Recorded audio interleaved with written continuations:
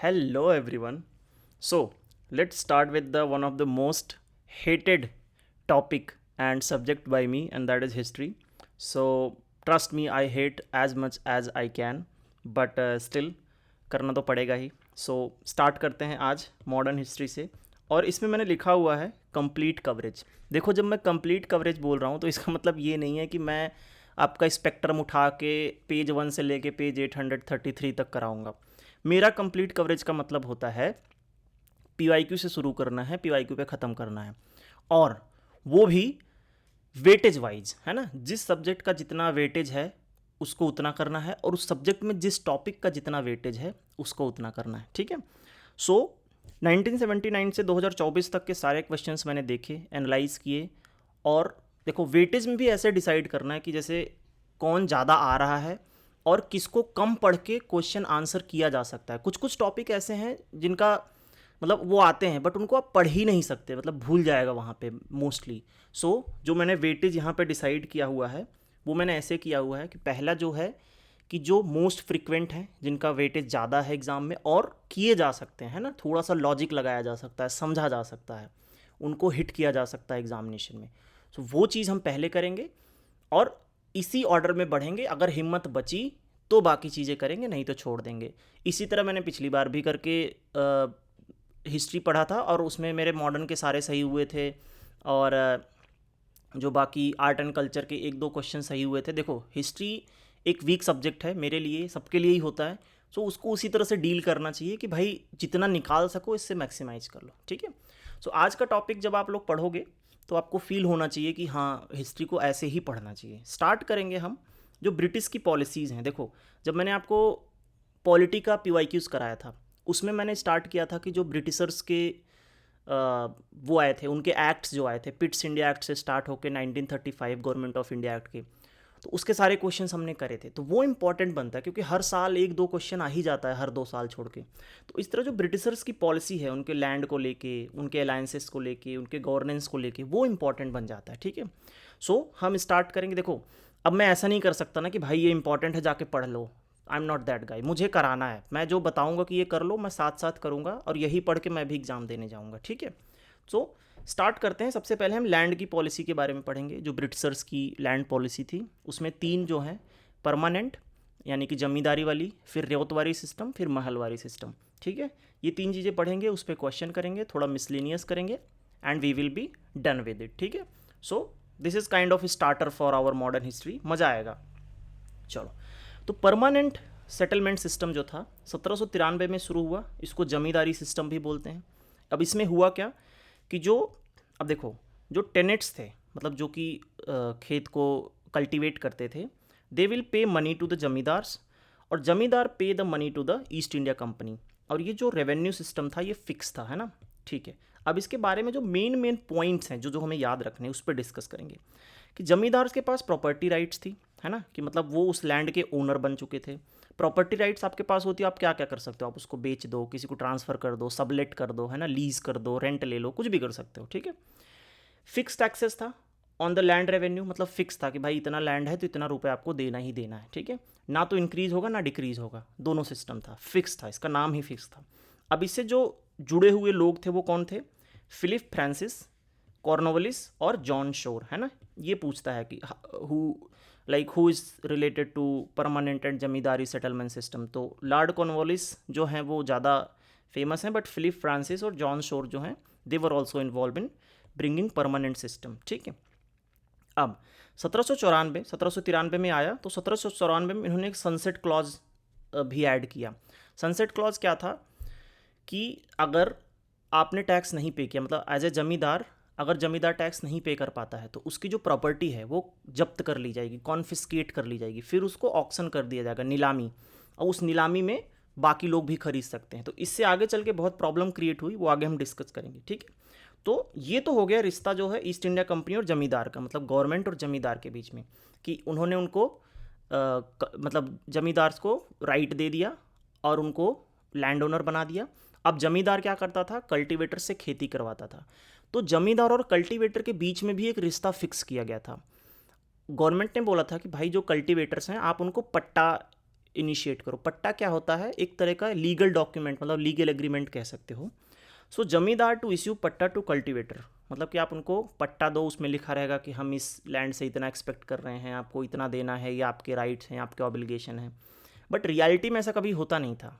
और ऐसा होता क्यों नहीं था? क्योंकि उनके ऊपर कोई चेक्स एंड बैलेंस नहीं था, है ना। जमींदार अपनी मनमानी कर रहा है और कल्टीवेटर को एक्सप्लॉइट कर रहा है, तो ये चलता रहा पूरा सिस्टम, ठीक है।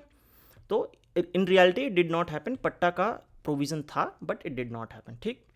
जब अब जो सिस्टम था वो डिवाइड कैसे होता था? जमींदार को 1/10 या 1/11 रखता था, बाकी सब कुछ जाता था कंपनी को, ठीक। और ये जो परमानेंट सेटलमेंट एक्ट 1793 में आया था, ये पूरा सिस्टम बना था और 1833 तक चला था, जब तक हमारा वो 1833 का एक्ट नहीं आ गया था, ठीक। अब ये भी क्वेश्चन आ सकता है कि permanent zamindari system was established through out the British territory. तो ऐसा नहीं है। सिर्फ 19% ऑफ ब्रिटिश टेरिटरी, जैसे कि Bengal, Bihar, Madras, Varanasi, ETC, they were under this zamindari and permanent settle system. ये मैंने आपको समझा ही दिया कि टेनेट पैसा देता था जमींदार को, जमींदार देता था ईस्ट इंडिया कंपनी को, ठीक है। अब देखो, जमींदार के पास जो थी वो हेरिडिटरी राइट थी, मतलब कि राजा का बेटा राजा बनेगा टाइप वाला काम था। तो जमींदार के पास, मतलब अगर उनको लैंड ओनर बन गए, so they have the hereditary right. और मैंने ये पहले डिस्कस किया था कि वो ट्रांसफ़र कर सकते थे, सेल कर सकते थे, सबलेट कर सकते थे, इस तरह से, ठीक है।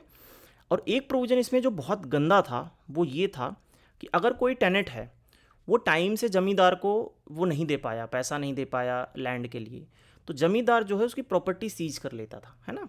वही करण अर्जुन वाला थोड़ा सा माहौल है इसमें कि जमींदार मेरे माँ के कंगन वापस कर। तो वो जमींदार जो है उसके कंगन वंगन उठा लेता था। तो ये भी और इसमें ना गवर्नमेंट की कोई भी परमिशन नहीं चाहिए। अगर आपको लग रहा है, मतलब जमींदार को लग रहा है कि पैसा नहीं मिला, बस वो प्रॉपर्टी सीज कर लेता था।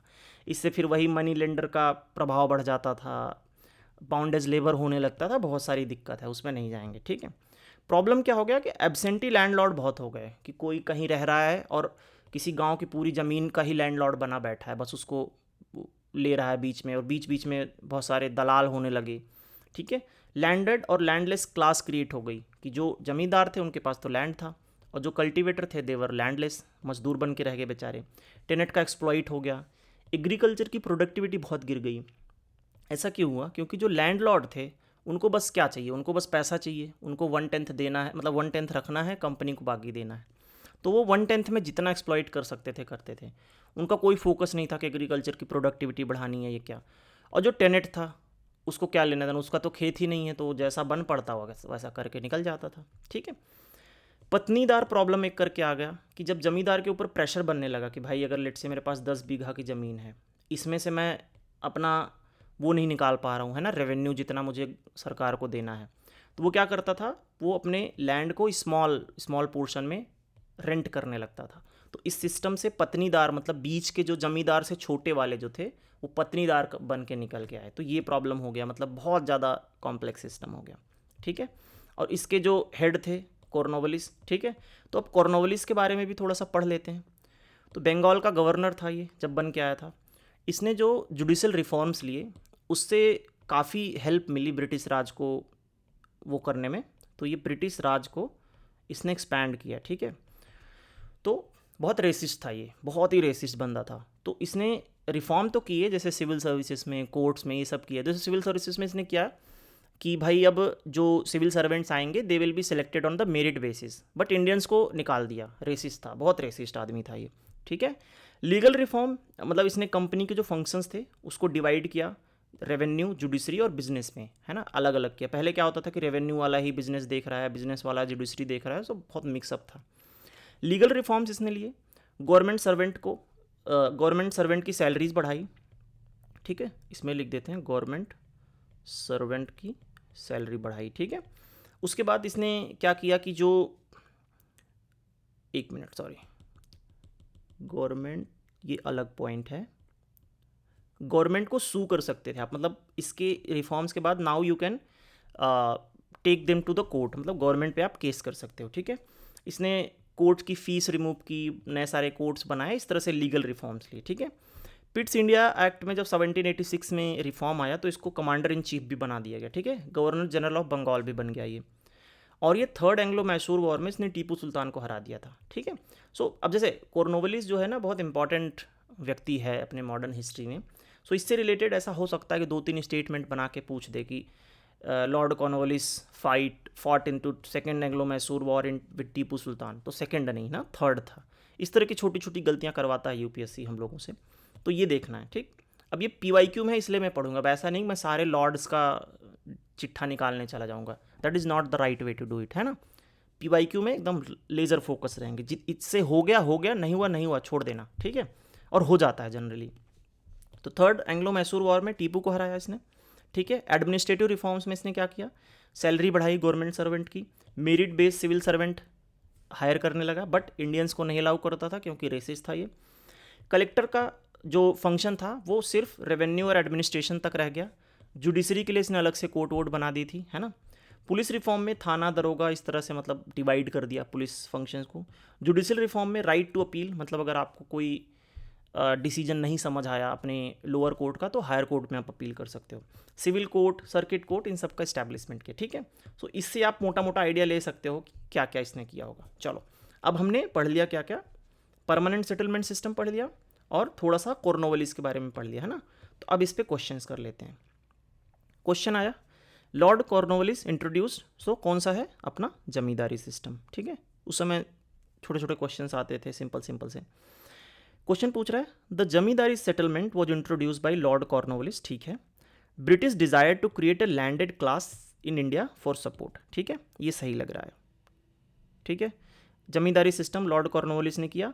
अब इससे अपने दो क्लास बन गए, है ना, लैंडेड वर्सेस लैंडलेस, ठीक है। अब देखो इसके पीछे थोड़ी कहानी क्यों थी, मतलब मुझे थोड़ा बताने का मन सा कर रहा है कि सेम पॉलिसी ना इन लोगों ने ब्रिटेन में किया था, तो वहाँ पे बहुत सारे जो लैंड लॉर्ड बने थे, so they were able to improve the agriculture productivity in the Britain. So Cornwallis ने सोचा कि कुछ ऐसा यहाँ भी करें तो हो सकता है, बट यहाँ पे अलग दिक्कत थी क्योंकि ऑब्वियसली चीज़ें अलग हैं यहाँ पे इंडिया में। सो यही था कि ये लैंडेड क्लास क्रिएट करेगा so that zamindari settlement system में गवर्नमेंट और दोनों का फ़ायदा हो सके, but that didn't work out.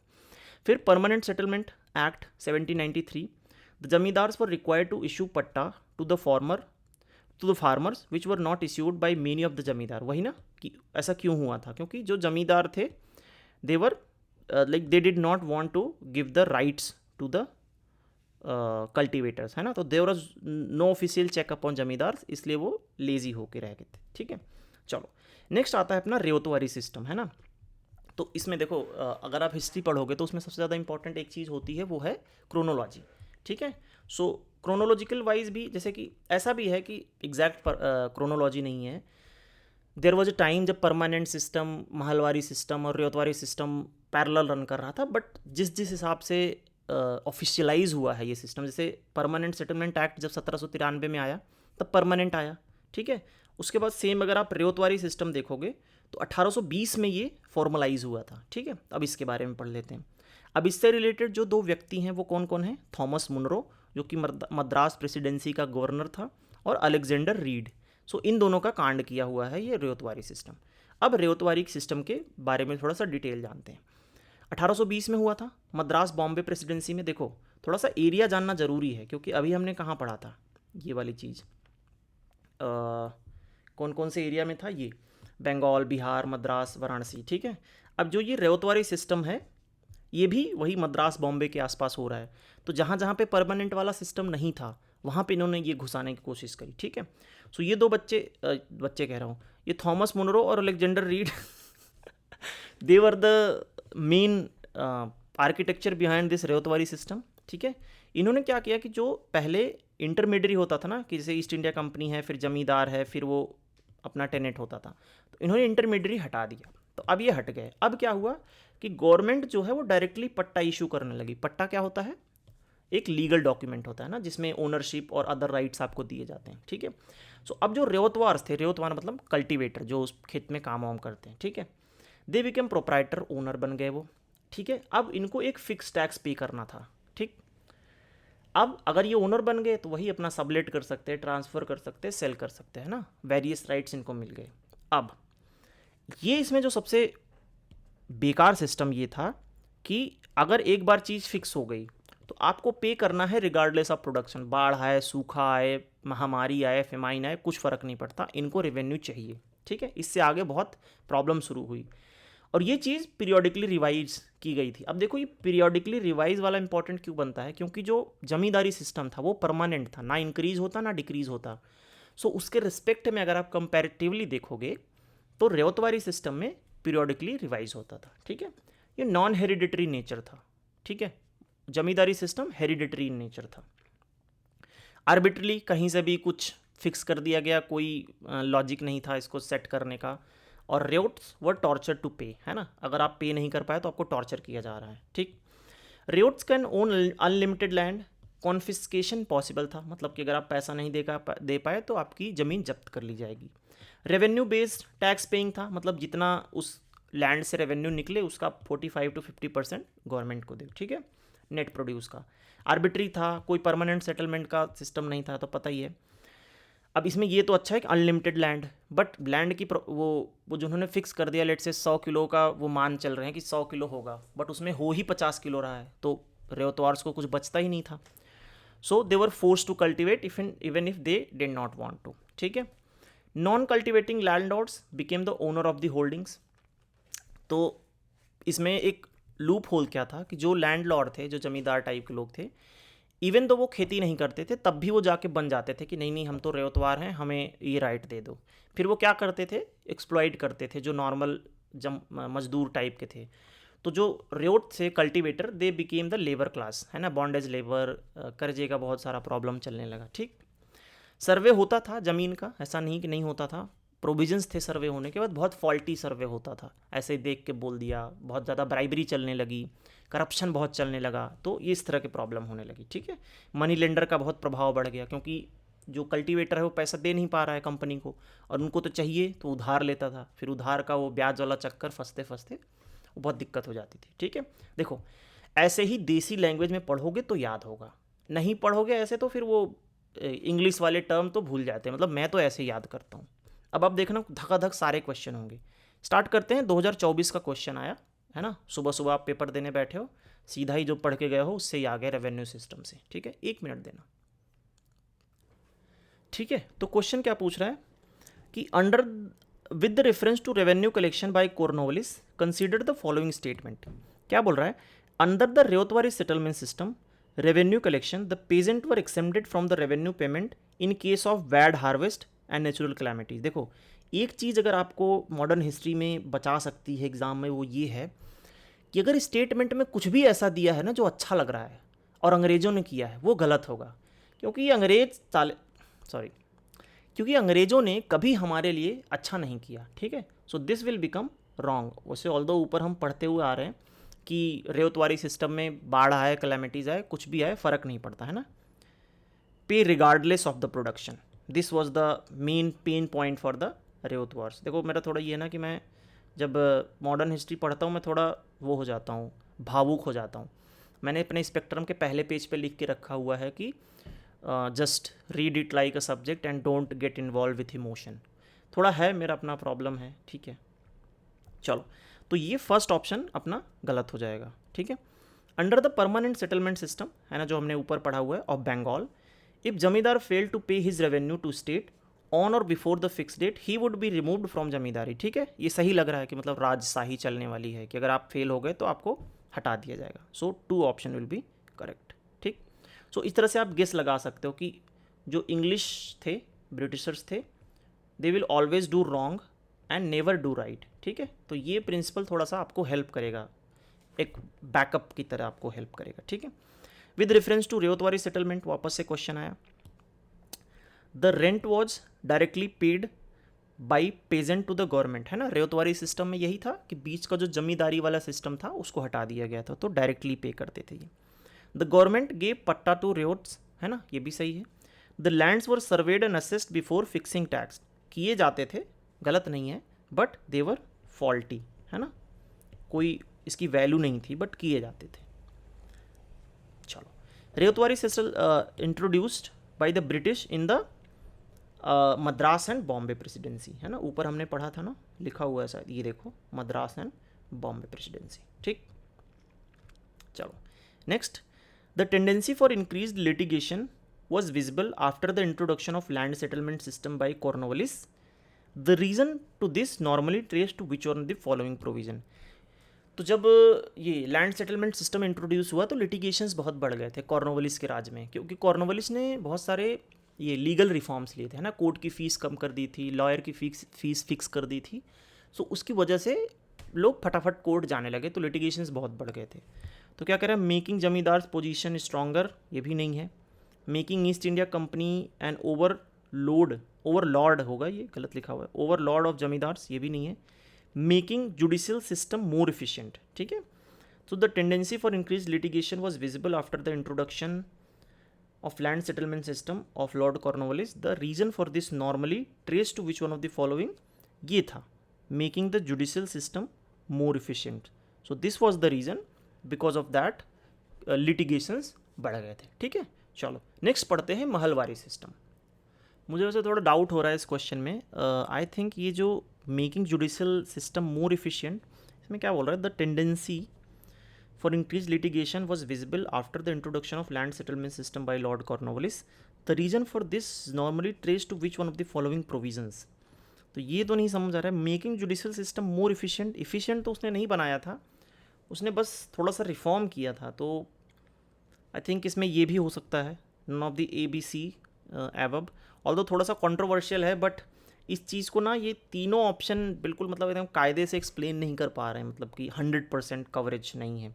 So I will go with the D option. देखते हैं जो भी होगा उस हिसाब से डिसाइड करेंगे. ठीक है, आई थिंक डी ही है, but I will check the official answer key for this. ठीक है, बट एनीवे स्टार्ट करते हैं महलवारी सिस्टम. ठीक है, 1822 में नॉर्थ वेस्ट प्रोविंस पंजाब में स्टार्ट हुआ. ठीक है, होल्ट मैकेंजी जो थे, he was the main leader behind this, और जो विलियम बेंटिक थे, इन्होंने बाद में इसको रिवाइज किया था. ठीक है, महल का मतलब क्या होता था कि ग्रुप ऑफ विलेज. अब देखो महलवारी सिस्टम में ना जमींदारी प्लस रेवतवारी का मिक्स आएगा. अब वो कैसे आएगा देखते हैं. ये बेसिस ऑफ रेवेन्यू सिस्टम यही था कि ग्रुप ऑफ विलेज से आप जाके कलेक्ट करोगे, और वहाँ पे एक लंबरदार होगा. जैसे ऐसे पूछ सकता है कि lambardar mentioned in the modern history in the context of modern India, what does it mean. तो ये विलेज का हेड टाइप था, सरपंच टाइप मान लो. ये क्या करता था, सबसे रेवेन्यू कलेक्ट करता था, है ना. हर एक इंडिविजुअल बंदा जो है उसको रेवेन्यू पे करता था, फिर वो जाके गवर्नमेंट को देता था. सो अब एक काइंड ऑफ इसमें ये लंबरदार एक जमींदार जैसा नहीं हो गया, बट जमींदार के पास क्या होता था, लैंड की राइट भी होती थी, बट यहाँ पे लैंड की राइट इंडिविजुअल के पास था. सो मिक्स एंड मैच है ना, कि इंटरमीडियरी है जैसा कि जमींदार सिस्टम में था, और लैंड राइट भी है जैसा कि रेवतवारी सिस्टम में था. ठीक, और average rent for different soils, average for village, है ना. डिफरेंट सॉइल के लिए डिफरेंट रेंट की बात हुई. Village community has ownership and individual right was with the cultivators, हमने पढ़े रखा है. ठीक है, पीरियोडिक रिव्यू होता था, है ना. ऐसा नहीं था कि परमानेंट सिस्टम की तरफ फिक्स है. तो कितना था, 66% फॉर 30 ईयर. बाप रे, इतना ज़्यादा टैक्स. सोचो आज हम लोग 20-30% देने में इतना बुरा लगता है, बट ठीक है, अंग्रेज आए लूट के गए. ठीक है, हेडमैन लंबरदार वॉज लाइक जमींदार, बट जो है राइट्स जो है कल्टिवेटर्स के साथ है. ठीक, सिंपल इजी पीजी रखते हैं, ज़्यादा कॉम्प्लेक्स नहीं करेंगे. ठीक है, अब एक सिस्टम आई थी जागीरदारी सिस्टम, ये मुगल के टाइम में थी.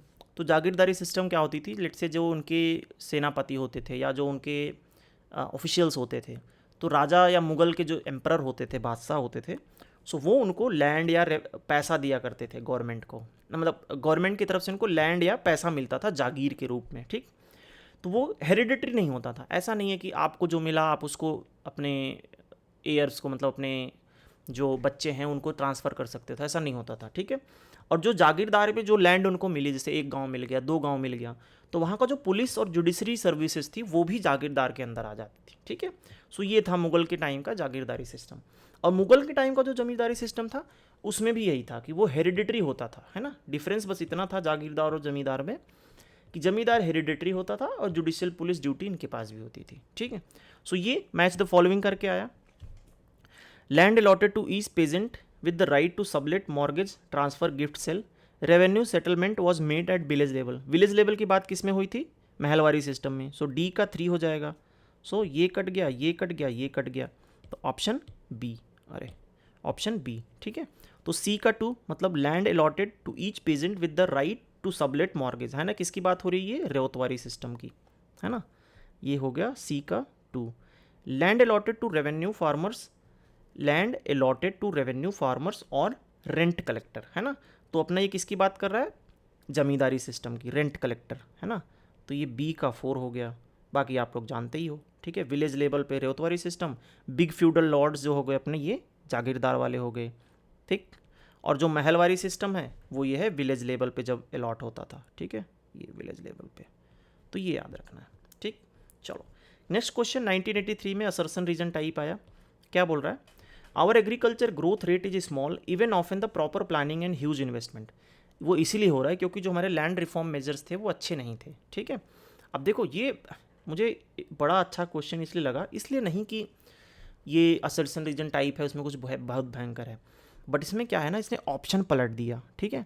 मैंने जैसे देखा मुझे लगा अरे ऑप्शन ए, क्योंकि जनरली ऑप्शन ए में ही होता है कि assertion is true, reason is true and they explain each other, but यहाँ पे ना ऑप्शन सी दिया हुआ था। सो ये थोड़ा सा याद रखना, क्योंकि there is no like no surprise कि जो यूपीएससी है इस तरह का ट्रैप सेट करने लगे और इजी क्वेश्चन गलत करवा ले लोगों से, ठीक है।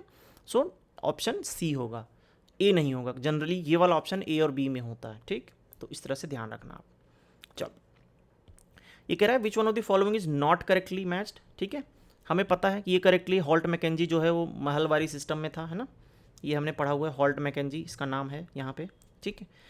लॉर्ड कॉर्नवालिस सब्सिडरी में नहीं था ये किस में था, ये जमींदारी सिस्टम में, ठीक है।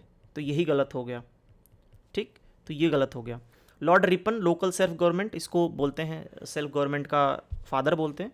थॉमस मुनरो और रीड करके कोई एक बंदा था ना, अलेक्जेंडर रीड, ठीक है, ये दोनों जो थे अपने उससे रिलेटेड थे, रेवतवारी सेटलमेंट से, ठीक।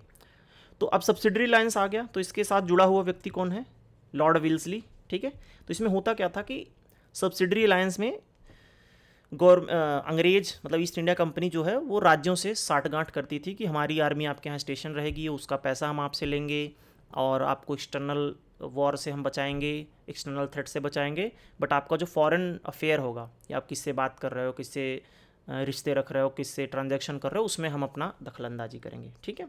सो बाद में इसका बहुत बैकफायर हुआ सब्सिडरी अलायंस का, तो इस तरह से है, बेसिक इतना ही है, ठीक। लॉर्ड विजली was associated with this one, ठीक है। कंसिडर द फॉलोइंग स्टेटमेंट, थोड़ा सा मिक्स एंड मैच टाइप का आया हुआ है, क्या बोल रहा है कि assessment of land revenue on the पहले question which were not the following introduce by the English, है ना। तो सबसे पहले बोल रहा है cultivation of tobacco and chili, तो ये पोर्तुगीज ने किया था, ठीक। Use of mobile cannon warfare, ये बाबर ने किया था सबसे पहले। फर्स्ट पानीपत का जो युद्ध हुआ था इब्राहिम लोदी के साथ, it was done by Babur, mobile cannon का यूज़ किया था। मैं ऐसे ही कवर करता हूँ सिलेबस, है ना, PYQ के थ्रू घुस जाओ, ठीक है। उसके बाद क्या बोल रहा है, assessment of land revenue on the basis of nature of soil, तो ये कौटिल्य के अर्थशास्त्र से मेंशन है कि ऐसा हुआ करता था। अपलैंड लो लैंड का नाम था केदारा संथाला, है ना, तो अपलैंड का अलग टैक्स था, लो लैंड का अलग टैक्स था। और अब कौटिल्य के अर्थशास्त्र की बात हो रही तो 2-3 रिलेटेड वर्ड जो थे टैक्स के नाम पे, जैसे बलि और सद्भागा। तो बलि था वो किंग को देना पड़ता था ना कि आज बलि चढ़ानी है टाइप, वैसा वाला था कि मतलब अपना आप लॉयल्टी प्रूफ करो आप किंग को कुछ दे के, ठीक है। और सद्भागा था 1/6, मतलब जो भी प्रोड्यूस हो उसका 1/6 आपको किंग को देना है। So these all were not introduce by the English, ये पहले से ही थे, ठीक। So D will be the correct option. चलो लास्ट पेज, भूदान मूवमेंट पे, नहीं पहले ये जागीरदार जमींदार वाला पढ़ लेते हैं। Jagirdar were helder of the land assignment in lieu of judicial and police duty, ठीक है सही है। Where zamindar were holders of the revenue right without the obligation to perform any duty, नहीं ये नहीं है, उनके पास भी जुडिशियल और पुलिस ड्यूटी परफॉर्म करने के ऑब्लिगेशंस थे। Land assignment to jagirdar were hereditary and revenue right to were not, देखो ये क्या कर दिया इसने, रिवर्स कर दिया, है ना, उल्टा कर दिया, तो ये डी हो जाएगा। इसमें उल्टा था कि जागीरदार के पास नहीं था, जमींदार के पास था, है ना, हेरिडेटरी राइट्स। चलो भूदान मूवमेंट पे विनोबा भावे के बारे में है, तो ये भी एक काइंड ऑफ लैंड रिफॉर्म ही समझ सकते हो आप, है ना, जो लैंड सीलिंग वगैरह के साथ साथ भूदान मूवमेंट में चला था। इसको ब्लडलेस रिवोल्यूशन भी बोला गया। विनोबा भावे ने 1951 में, सही से नहीं लिखा 1991 लग रहा है ये, 1951 में तेलंगाना के पुछ मल्या पोच पल्ल्या विलेज से किया था। I hope I am pronouncing is right. तो लैंडलेस लेबर को थोड़ा सा लैंड मिल जाएगा, बट उनको जो लैंड मिलेगा दे कैन नॉट सेल और ट्रांसफर, उसको यूज करो, सेटल हो, इस तरह से था। ठीक है। गांधी के सर्वोदय और सबका साथ सबका विकास टाइप वाला जो मंत्रा था, सबका साथ सबका विकास तो नहीं, सर्वोदय मतलब सबका भला हो। ठीक है, तो वो इसके इनलाइन था, तो ये कीवर्ड है। विनोबा भावे के बारे में थोड़ी और चीज़, इन्होंने गीता को मराठी में ट्रांसलेट किया जिसको गीताई बोला गया, और गांधी जी ने उनको फर्स्ट इंडिविजुअल सत्याग्रही घोषित किया था। ठीक है, तो गांधी से रिलेटेड जनरली जितने चीज़ें होती हैं वो बहुत इंपॉर्टेंट बन जाती हैं for the prelims and mains perspective, तो ये याद रखना है। ठीक है, सो ये भूदान पे 2 क्वेश्चन आए। हु स्टार्टेड, है ना, विनोबा भावे 1980 में, बहुत लल्लू question. Which one of the following places was associated with Acharya Vinoba Bhave's Bhoodan movement, तो वही हमने पोचमपल्ली जो अपना तमिलनाडु में है। ठीक है, तेलंगाना में है। ठीक है, Pochampally in Telangana was associated with this. ठीक है, तेलंगाना। ठीक, चलो। सो कैसा लगा बताओ। आई डोंट थिंक अब इसके बाद तुम लोग कभी जमींदारी, रेवतवारी और महलवारी सिस्टम भूलोगे। ठीक है, या कॉर्नवालिस के बारे में भूलोगे। तो ऐसे ऐसे करेंगे सिलेबस, ऐसे ही करने का मेरा स्टाइल है, and this is how I roll. और if you liked it, make sure to subscribe and keep studying, और we will try to finish all the questions like this only, क्योंकि स्पेक्ट्रम मुझे दे दोगे, मुझे नींद आने लगेगी। स्पेक्ट्रम अभी मैंने ये कैमरे के नीचे रखा हुआ है, तो मैं ऐसे ही कवर करता हूँ और ऐसे ही कवर कराऊंगा, और ऐसे एग्ज़ाम में क्वेश्चन करेंगे। ठीक है, चलो, see you in the next one, और कीप स्टडिंग, मिलते हैं, चलो बाय।